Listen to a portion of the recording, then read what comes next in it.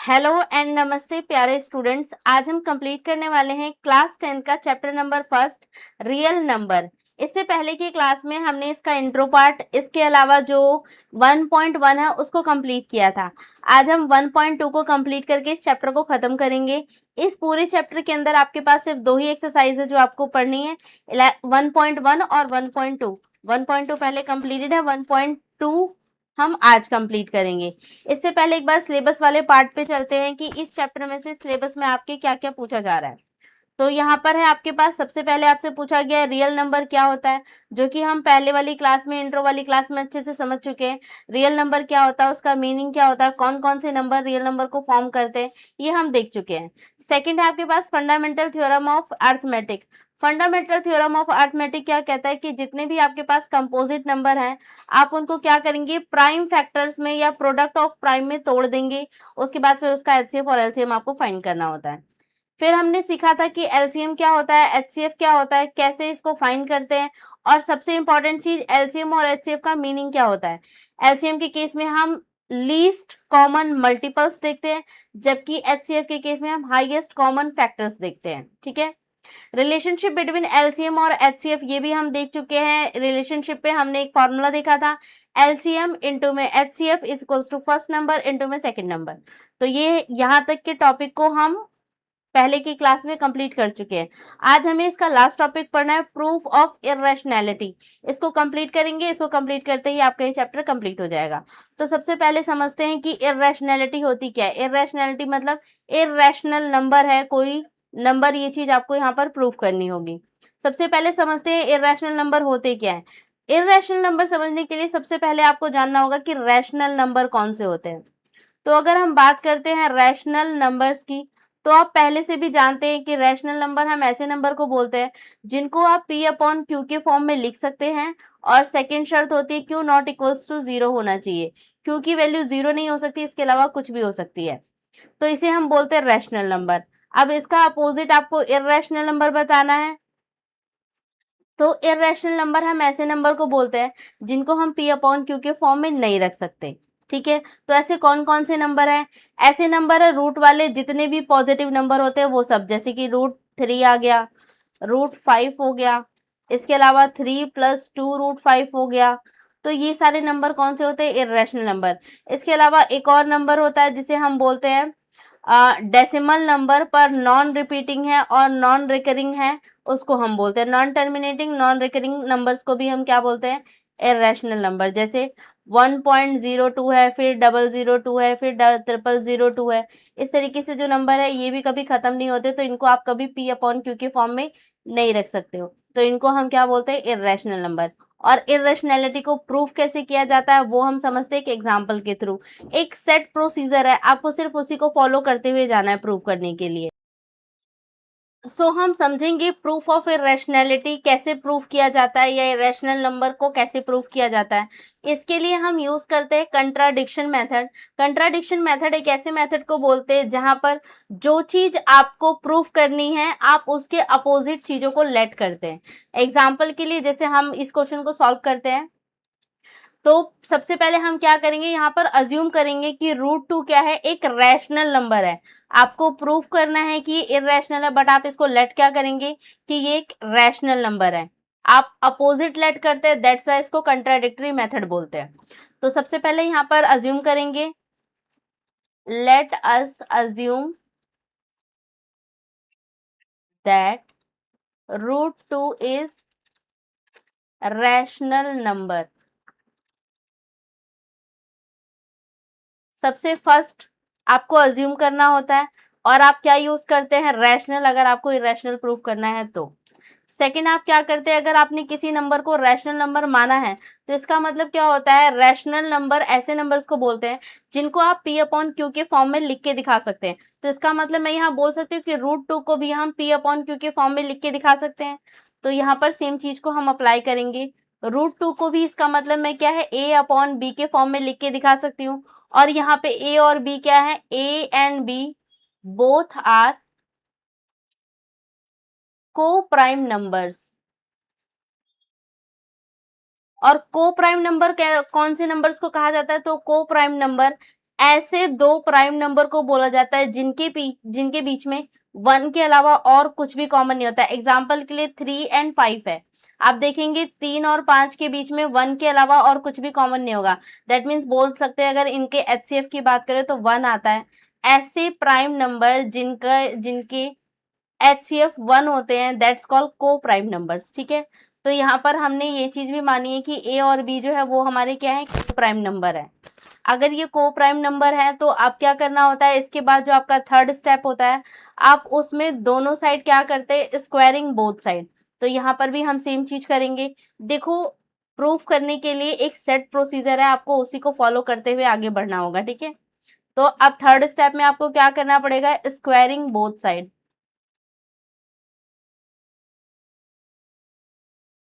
और आप दोनों साइड जब स्क्वायर करेंगे तो √2 का स्क्वायर करेंगे,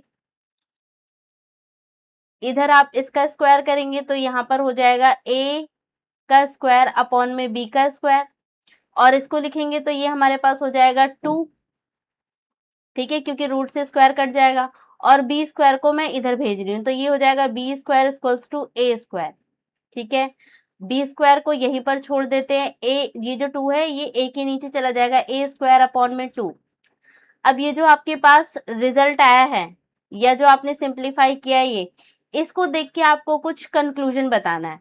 तो आप यहाँ पर मैं बोल सकती हूँ कि जो ए स्क्वायर है वो क्या हो रहा है, 2 से डिविजिबल हो रहा है कंप्लीटली, तभी हमारे पास क्या आ रहा है, बी स्क्वायर आ रहा है।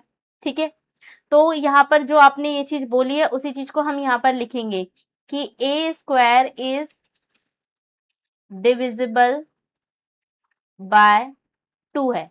ठीक है, अगर ए स्क्वायर इज डिविजिबल बाय 2 है तो क्या मैं ये बोल सकती हूँ कि ए भी डिविजिबल बाय 2 होगा। कहने का मतलब है, जैसे मान लो यहाँ पर 3 स्क्वायर है, उसको 3 से अगर हम डिवाइड करते हैं तो कंप्लीटली डिवाइड हो जाएगा, तो मैं बोल सकती हूँ कि 3 स्क्वायर इज डिविजिबल बाय 3 है, बिल्कुल है। और इसी बात को अगर मैं बोलूँ कि अगर 3 स्क्वायर इज डिविजिबल बाय 3 है, that means 3 is also divisible by 3 है, हो जाएगा ये चीज। तो सेम इसी चीज को हम यहाँ पर भी फॉलो कर रहे हैं कि अगर ए स्क्वायर को ए कंप्लीटली डिवाइड कर रहा है तो इसका मतलब हो जाएगा कि ए को भी 2 कंप्लीटली डिवाइड करेगा। तो इसी बात को यहाँ पर लिखेंगे, ए इज ऑल्सो डिविजिबल बाय 2। ये हमारा फर्स्ट कंक्लूजन आया। ठीक है, अब थोड़ा सा और आगे करेंगे। अब हमें यहाँ पे सेकंड कंक्लूजन भी ड्राइव करना होता है। ये हमने ए के रिगार्डिंग बातें कही हैं, अब आपको बी को भी यहाँ पर क्या करना पड़ेगा, इसी तरीके से बी के रिगार्डिंग भी कुछ कंक्लूजन देना पड़ेगा। और बी के लिए कंक्लूजन देना है तो हमें यहाँ पर ए को रिप्लेस करना पड़ता है किसी थर्ड वेरिएबल से। तो यहाँ पर हम लेट करते हैं, लेट क्या हो जाएगा, 2 और सी यहाँ पर क्या है, सी इज एन इंटीजर। आप कोई और नंबर कोई और अल्फाबेट भी यूज करते हैं तो उससे कोई प्रॉब्लम नहीं होगी।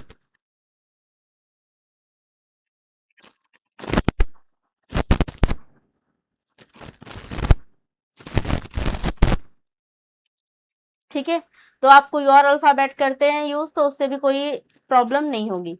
अब क्या करना होता है, ये जो आपने ये वाली लाइन थी ना, 2b square equals to A square, इसी में ही हम क्या करते हैं, इस वाली वैल्यू को पुट करते हैं। तो b को तो हमने कुछ लेट नहीं किया तो ये एज इट इज आ जाएगा, 2b स्क्वायर इक्वल्स टू, और यहाँ पे a की जगह पर हमने लेट किया है 2c। ठीक है, तो यहाँ पर आपने 2c लेट किया है तो यहाँ पर 2c रखोगे और इसका होल स्क्वायर कर दोगे। तो इसको जब सॉल्व करोगे तो ये हो जाएगा आपके पास 2b स्क्वायर इक्वल्स टू, ये हो जाएगा आपके पास 4c स्क्वायर, स्क्वायर खोलोगे आप तो यहाँ से 2 कंप्लीट डिविजिबल होता है तो बिल्कुल होगा। तो यहाँ पर क्या बचेगा, 2c स्क्वायर, और यहाँ पर बचेगा b स्क्वायर। ठीक है, अब अगर मैं c को यहीं पर छोड़ दूं तो यहाँ पर b स्क्वायर के नीचे क्या चला जाएगा, 2 इक्वल्स टू, यहाँ पर क्या बचेगा, c स्क्वायर। ठीक है, तो इस वाली बात से भी फिर से मैं कंक्लूजन दूंगी, जैसे तो यहाँ पर हम बोल सकते हैं कि b square is completely divisible by 2, that means b is also divisible by 2 हो जाएगा। तो सेम बात को यहाँ पर लिखेंगे कि b square is divisible by 2 है, दैट मीन्स क्या हो जाएगा कि b is also divisible by 2 है, ठीक है। और ये हमारा है सेकंड कंक्लूजन, ठीक है। अब यहां से देखो, ए के बारे में भी हमने बोला कि ए किससे डिवाइड हो रहा है, 2 से। बी के बारे में भी हमने बोला बी किससे डिवाइड हो रहा है, 2 से। जबकि हमने अपनी अजम्पशन में यहाँ पर देखोगे A and B both are coprime numbers हमने लेट किया था। और अगर को प्राइम नंबर होता है तो अभी हमने देखा था इनके बीच में कॉमन एचसीएफ या बोल सकते हो वो सिर्फ 1 हो सकता है, इसके अलावा कोई और कॉमन नंबर नहीं हो सकता।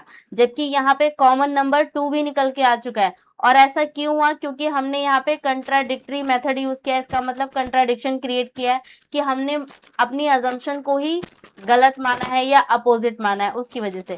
तो यहाँ पर हम लिखेंगे A and B have common factor 2 so that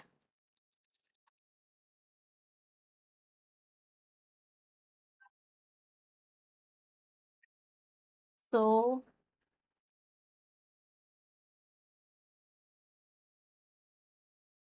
so this, ये कंट्राडिक्शन अराइज क्यों हुई, so this contradiction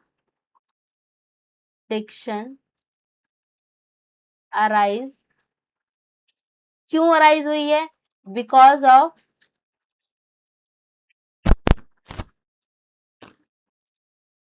wrong assumption, या बोल सकते हो यस यही लिख लो रॉन्ग, आवर रॉन्ग अजम्पशन।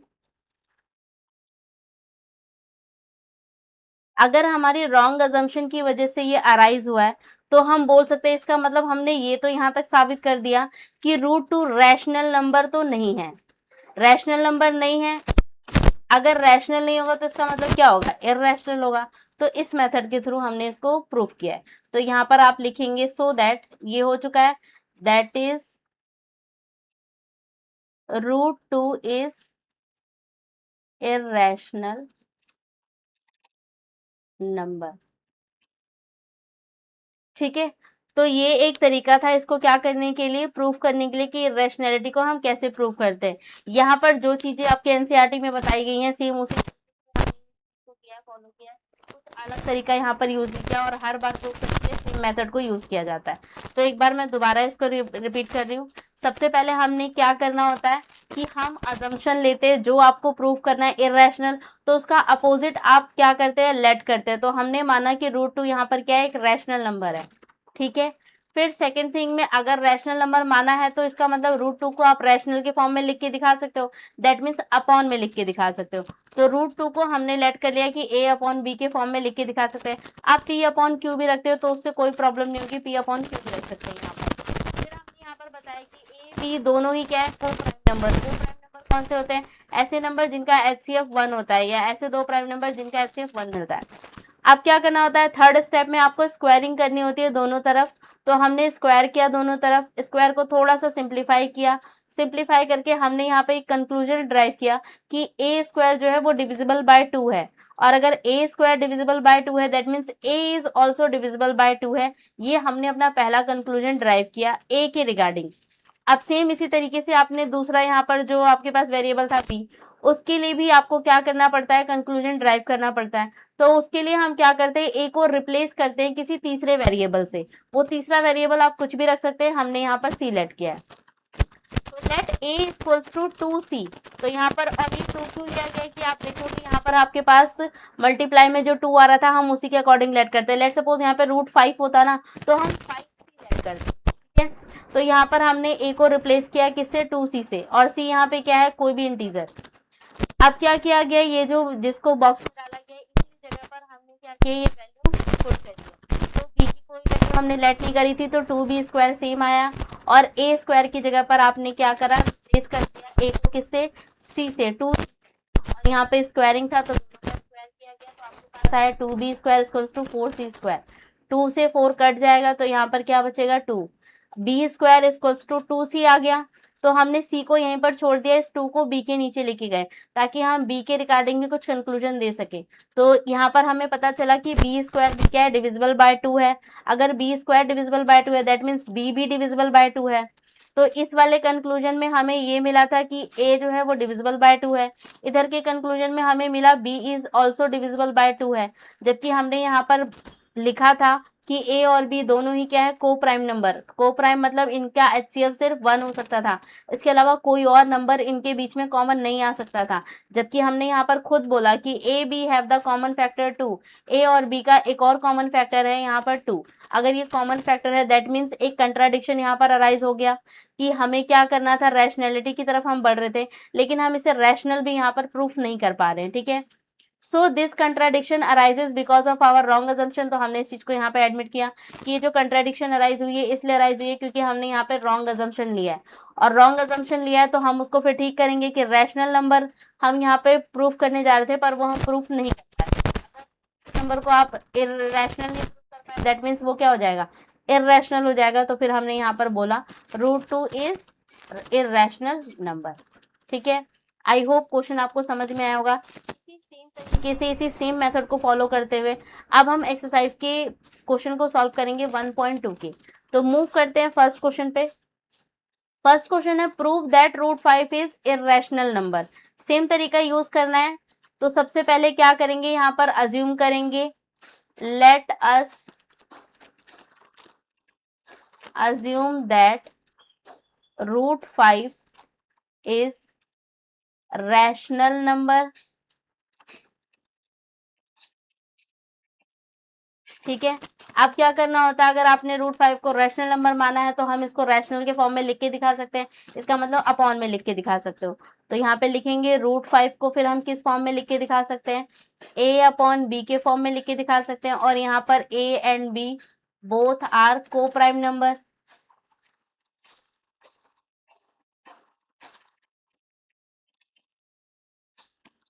अब क्या करना होता है, हम दोनों साइड क्या करते हैं, स्क्वायरिंग। तो यहाँ पर लिखेंगे स्क्वायरिंग बोथ साइड।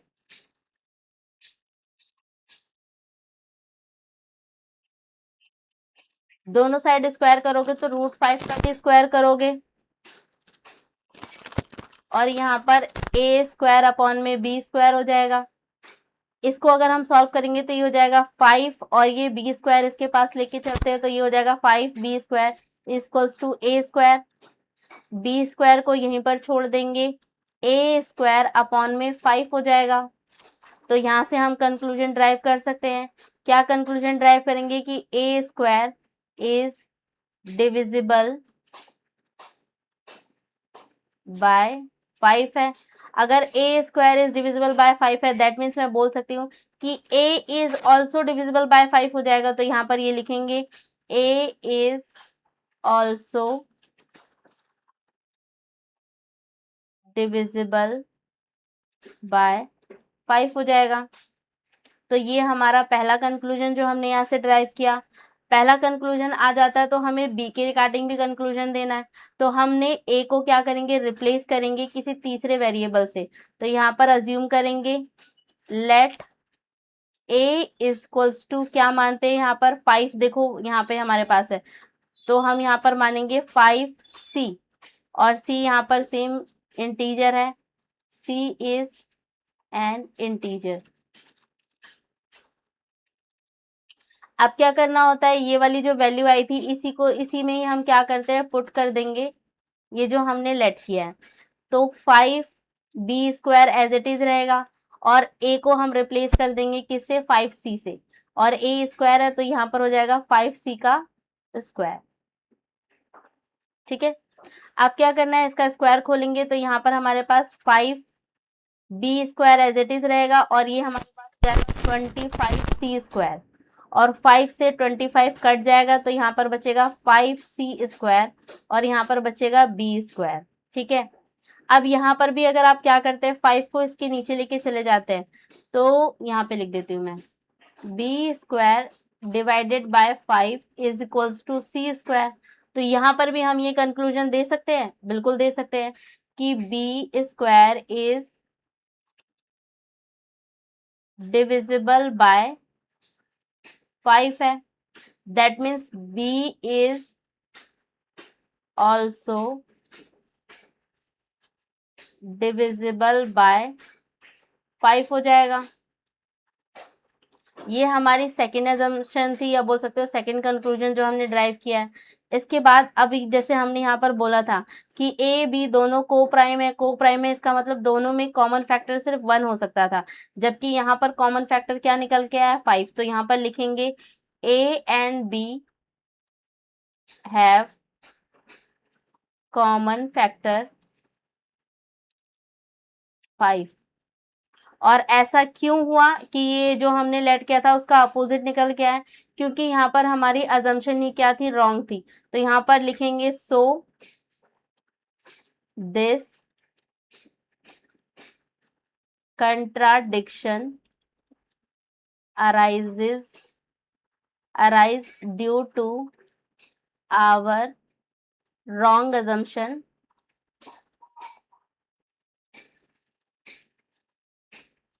ठीक है। तो ये जो कंट्राडिक्शन अराइज हुआ है हमारी गलत अजम्पशन की वजह से हुआ था।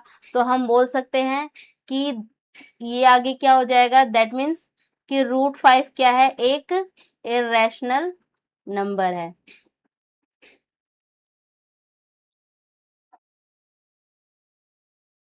ठीक है, so that is √5 is an irrational number. ठीक है, तो आई होप ये क्वेश्चन भी अच्छे से क्लैरिफाई हुआ था। सेम सेट प्रोसीजर आपको बस उसी तरीके से इसको प्रूव करना है। ठीक है, तो ये हमारा फर्स्ट क्वेश्चन था एक्सरसाइज 1.2 का।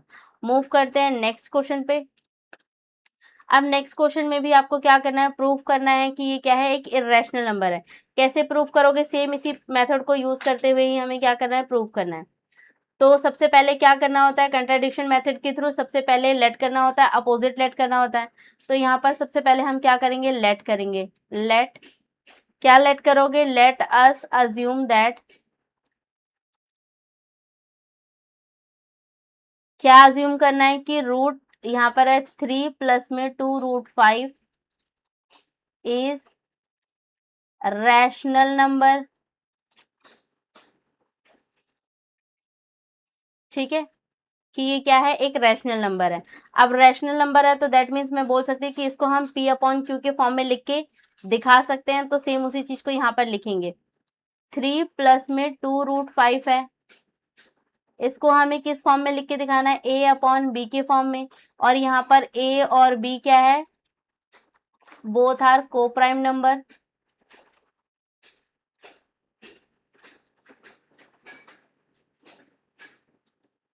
ठीक है, अब क्या करोगे, देखो यहाँ पर ना हम ये जो रूट वाला पार्ट है इसको एक साइड करने की कोशिश करते हैं और बाकी पार्ट को एक साइड ले जाने की कोशिश करते हैं। तो यहाँ पर 3 को पहले उस तरफ लेके चलते हैं। तो यहाँ पर 2√5 को एज इट इज छोड़ देंगे और ये जो 3 है इसको वहां लेके जाएंगे। तो A/B -3 हो जाएगा ये। ठीक है, अब क्या करना है आपको, तो यहाँ पर एलसीएम ले लो इसका। तो अगर अब इसका एलसीएम लेंगे तो यहाँ पे कुछ नहीं है तो 1 होगा। तो अगर इसका एलसीएम लेते हो तो ये आपके पास क्या आ जाएगा, पूरे के नीचे बी आ जाएगा। और बी के टेबल में बी एक बार में आता है, तो ए को 1 से मल्टीप्लाई करोगे तो ए ही रहेगा। 1 के टेबल में बी टाइम्स में आता होगा, तो 3 को हमें बी से मल्टीप्लाई करना पड़ेगा। तो ऊपर हो जाएगा 3b इज इक्वल्स टू √5। और इसके साथ एक सेकेंड, ये √5 है, 2√5। ठीक है, अब क्या करना है, हमने बोला था कि रूट वाले नंबर को अकेला करना होता है। तो ये जो 2 है इसको भी हम इधर भेज देंगे, 2 इधर मल्टीप्लाई में, तो यहाँ जाके 2 बी के साथ एडजस्ट हो जाएगा। तो यहाँ पर जो बचेगा वो होगा √5 is equals to A-3b upon में नीचे आपके पास हो जाएगा 2b। ठीक है, तो ये आपका पूरा वैल्यू निकल के आया। अब एक चीज यहाँ पर देखना बहुत ध्यान से कि √5 क्या है, एक इर्रेशनल नंबर है, ये चीज हम जानते हैं। और ये जो नंबर पूरा आ रहा है ये पूरा ही क्या बन के आ रहा है, एक रैशनल नंबर। तो ये वाला पार्ट इर्रेशनल है, ये इक्वल टू का साइन है, ये वाला पार्ट मैं बोल सकती हूँ इर्रेशनल है। और ये वाला पार्ट क्या आ रहा है, रैशनल आ रहा है। और ये बराबर में इक्वल टू आ रहा है। इसका मतलब इस वाले पॉइंट से मैं ये कहना चाह रही हूँ कि इर्रेशनल नंबर रैशनल नंबर के बराबर है। क्या ये चीज पॉसिबल है, बिल्कुल भी पॉसिबल नहीं है कि रैशनल नंबर इर्रेशनल के बराबर हो, ये चीज पॉसिबल नहीं है। तो ये चीज जो यहाँ पर अराइज हुई है ये भी एक कंट्राडिक्शन अराइज हो गया कि रैशनल नंबर इर्रेशनल नंबर के बराबर यहाँ पर आ रहा है। तो सेम चीज को हम यहाँ पर लिखेंगे कि ये भी एक क्या है, कंट्राडिक्शन अराइज हो रहा है।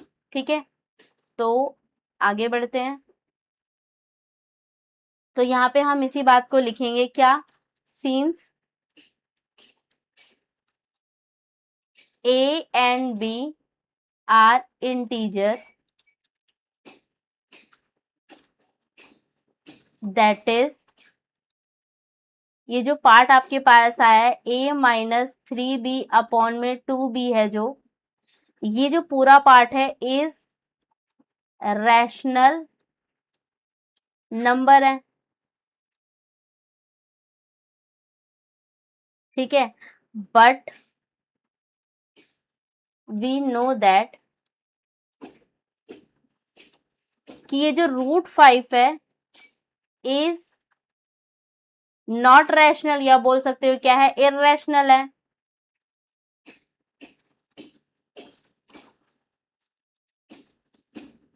ठीक है, तो दोनों ही क्या है, कंट्राडिक्ट हो रहा है कि एक पार्ट रैशनल है और एक पार्ट इररेशनल है, और दोनों एक दूसरे के इक्वल नहीं आ सकते। तो हमने इसी बात को बताया कि ये वाला पार्ट जो है वो रैशनल है और √5 जो है वो क्या है, इररेशनल नंबर है।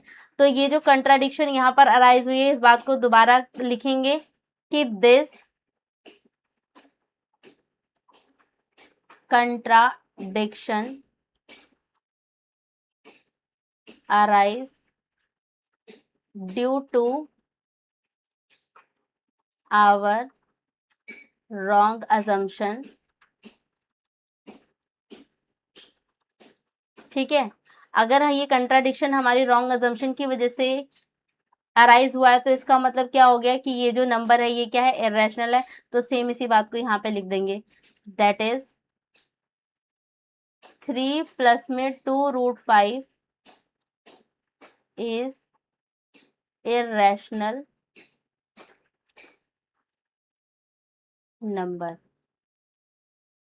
ठीक है, तो आई होप समझ में आया होगा कि इस तरीके के क्वेश्चन को कैसे करते हैं जब प्लस में कोई चीज आ जाती है। ठीक है, तो देखो इस वाले में हमने देखा था कि हमें दोनों ही के लिए क्या करना पड़ता है, कंक्लूजन ड्राइव करना पड़ता है। जबकि इस तरह टाइप के क्वेश्चन आ जाते हैं 3 प्लस में 2√5 या 1 प्लस में 2√5 प्लस या माइनस के फॉर्म में जब आ जाता है, तो उस केस में आपको क्या करना होता है, किसी भी तरीके से जो आपके पास इररेशनल है रैशनल के बराबर आपको लेकर आना होता है, और फिर उसके बाद आप अपनी कंट्राडिक्शन को यहाँ पर लिख देते हैं। पहले हमने ये इन्फॉर्म किया कि ए और बी दोनों ही क्या है, इंटीजर है। फिर यहाँ पे हमने बताया कि ये वाला पार्ट हमारे पास रैशनल है और ये वाला पार्ट हमारे पास इररेशनल है। और ये कंट्राडिक्शन ये कभी पॉसिबल नहीं है कि रैशनल जो होता है वो इररेशनल के बराबर हो, इट इज़ नॉट पॉसिबल। तो ये जो कंट्राडिक्शन अराइज हुई है वो किस लिए अराइज हुई है, क्योंकि हमने एक अजम्पशन रॉन्ग ली थी, तो हमने फिर उसको ठीक किया, बोला कि इसका मतलब हम 3 + 2√5 को रैशनल प्रूफ नहीं कर पाएंगे। अगर रैशनल प्रूफ नहीं कर पाएंगे दैट मीन्स वो क्या हो जाएगा, 3 + 2√5 इज एन इररेशनल नंबर। ठीक है, तो आई होप ये बात आपको अच्छे से क्लैरिफाई हुई होगी। मूव करते हैं नेक्स्ट क्वेश्चन पे। ये क्वेश्चन नंबर 1.2 का क्वेश्चन नंबर 3। इसमें 3 पार्ट है आपके पास, तीनों में आपको इररेशनल प्रूफ करना है। तो सबसे पहले फर्स्ट पार्ट को सॉल्व करेंगे। तो फर्स्ट पार्ट में हमारे पास है 1√2। तो सबसे पहले हमें क्या करना होता है, प्रूफ करने के लिए हम रेज्यूम करते हैं। तो यहाँ पे लिखेंगे सॉल्यूशन। तो यहाँ पर अज्यूम करेंगे, let us assume that 1 upon में √2 इज रैशनल नंबर। ठीक है, फिर क्या करना होता है, अगर आपने इसको रैशनल नंबर माना है तो इसका मतलब इसको आप P/Q के फॉर्म में लिख के दिखा सकते हैं। तो यहाँ पे लिखेंगे 1√2 इज इक्वल्स टू A/B के फॉर्म में लिख के दिखा सकते हैं। और A, B बोथ क्या है यहाँ पर, को प्राइम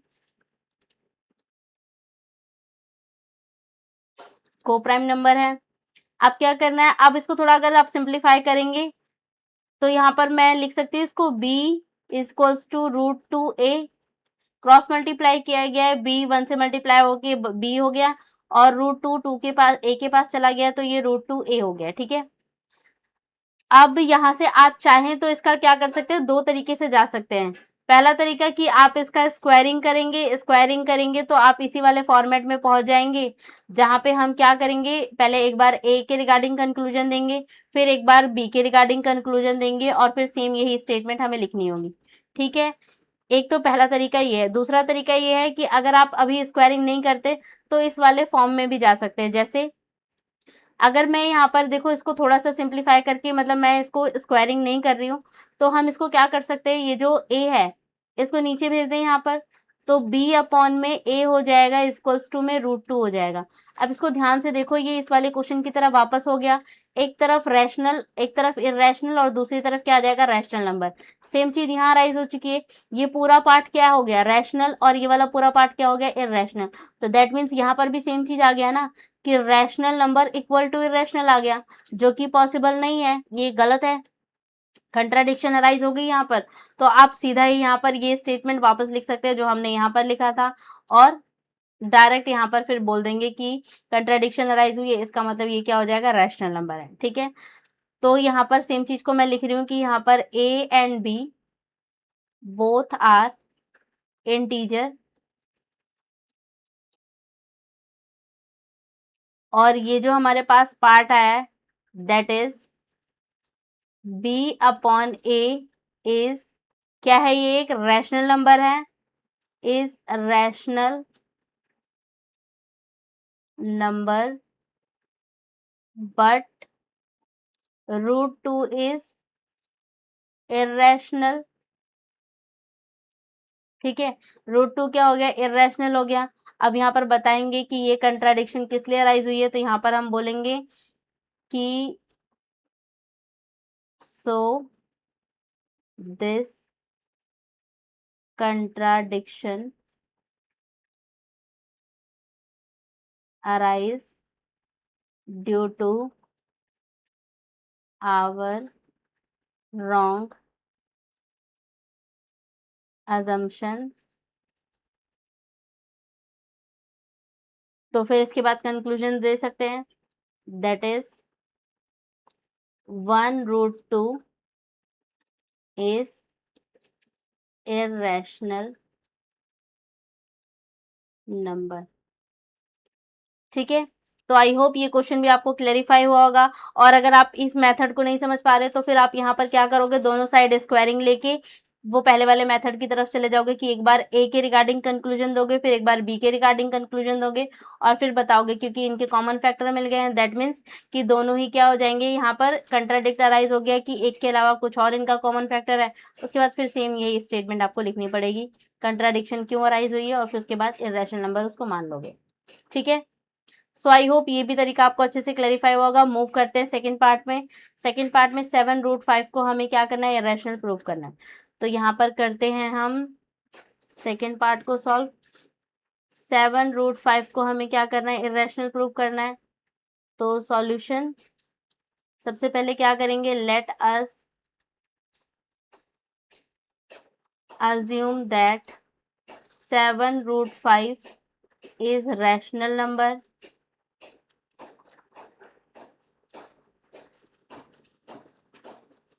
ठीक है, अब क्या करना है, अगर इसे रैशनल माना गया दैट मीन्स इसको मैं P अपॉन Q के फॉर्म में लिख के दिखा सकती हूँ। तो यहाँ पर लिखेंगे 7√5 इज इक्वल्स टू क्या हो जाएगा, A अपॉन B के फॉर्म में लिख के दिखा सकते हैं।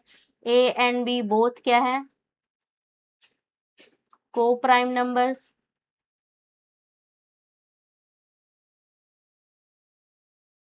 अब यहाँ पर क्या करोगे, √5 को अकेला करना है तो पहले यहाँ लेकर आएंगे, तो √5 को एज इट इज रहने देंगे, और ये जो 7 यहाँ मल्टीप्लाई में वो डिवाइड हो जाएगा, तो A अपॉन में 7B हो जाएगा।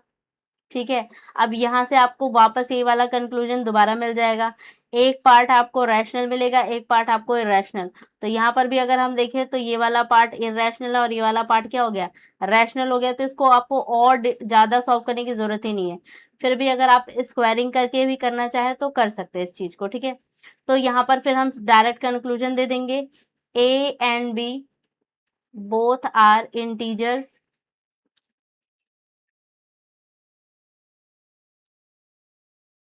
और यहाँ पर फिर बताएंगे कि ये जो हमारे पार्ट है दैट इज ए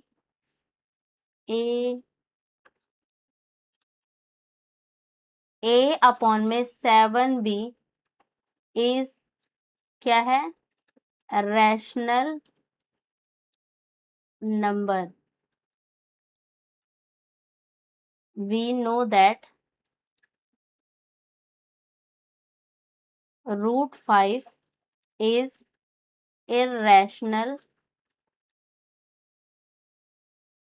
नंबर। ठीक है, यहाँ पर भी सेम चीज अराइज हुआ है कि irrational not equal to rational होता है, वो वाली चीज यहाँ पर अराइज हुई है। अब इसके बाद हम क्या बोल सकते हैं कि ये कंट्राडिक्शन क्यों अराइज हुआ। So this contradiction arise due to our wrong assumption, that is 7√5 is irrational number। ठीक है, तो आई होप ये क्वेश्चन भी आपको समझ में आया होगा। ये हमारा सेकंड पार्ट था क्वेश्चन नंबर थर्ड का। क्वेश्चन नंबर थर्ड का ही हमारे पास थर्ड पार्ट है 6 प्लस में √2। तो यहाँ पर मूव करते हैं थर्ड पार्ट पे। 6 प्लस √2 को हमें क्या करना है, इरेशनल प्रूव करना है। तो सेम प्रोसीजर से फिर जाएंगे, सॉल्यूशन यहाँ पर लिखेंगे let us assume that 6 plus में √2 इज रैशनल नंबर। ठीक है, अब क्या करना है, अगर हमने इसको रैशनल माना दैट मीन्स इसको पी अपॉन क्यू के फॉर्म में लिख के दिखा सकते हो। तो सेम चीज को यहाँ पर लिखेंगे, 6 प्लस में √2 इज इक्वल्स टू क्या हो जाएगा, ए अपॉन बी के फॉर्म में लिखेंगे। और ए एंड बी बोथ को प्राइम हो जाएगा।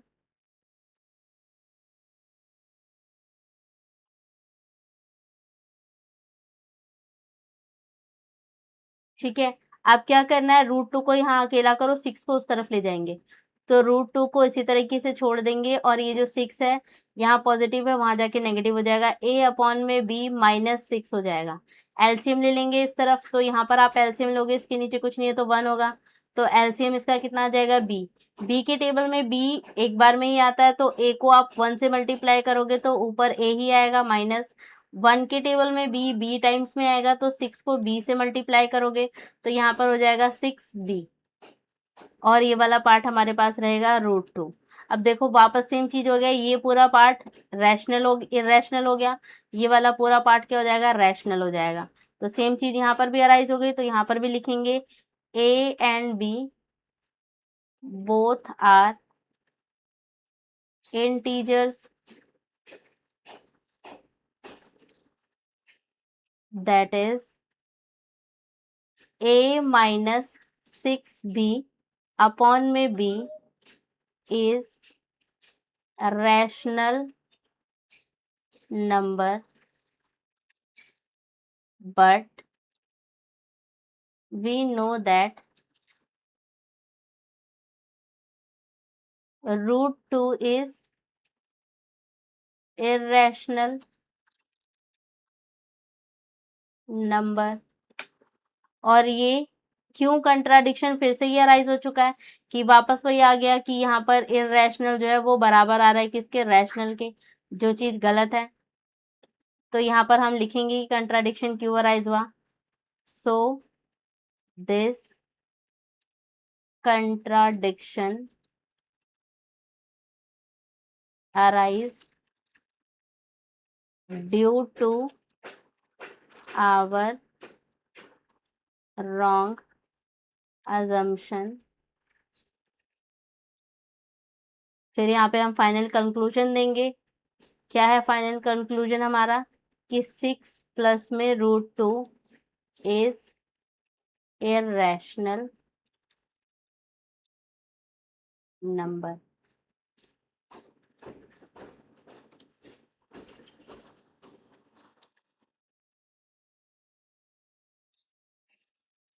ठीक है, तो आई होप ये पार्ट भी आपको अच्छे से समझ में आया होगा। क्वेश्चन नंबर 3 के हमारे पास 3 पार्ट थे, हम तीनों पार्ट को सॉल्व कर चुके हैं और इस पार्ट के साथ ये वाली एक्सरसाइज 1.2 कंप्लीट होती है। ठीक है, एक्सरसाइज 1.2 के अंदर सिर्फ 3 ही क्वेश्चन थे। फर्स्ट क्वेश्चन हम कर चुके हैं, सेकंड भी कर चुके हैं और थर्ड क्वेश्चन के 3 पार्ट थे जिन्हें हम सॉल्व कर चुके हैं। तो आई होप ये सारी ही एक्सरसाइज पूरा चैप्टर अच्छे से क्लैरिफाई हुआ होगा। कुछ डाउट होगा तो आप कमेंट सेक्शन में कमेंट करना, हम उसको दोबारा सॉल्व करेंगे, दोबारा समझेंगे। अगर कुछ डाउट नहीं है तो आज की क्लास को यहीं पे वाइंड अप करेंगे और नेक्स्ट हम इसके जो एनसीईआरटी के जो भी हमारे पास एग्जाम्पल्स हैं उनको भी हम नेक्स्ट क्लास में क्या करेंगे, सॉल्व करेंगे। तो आज की क्लास को वाइंड अप करते हैं। Thank you so much.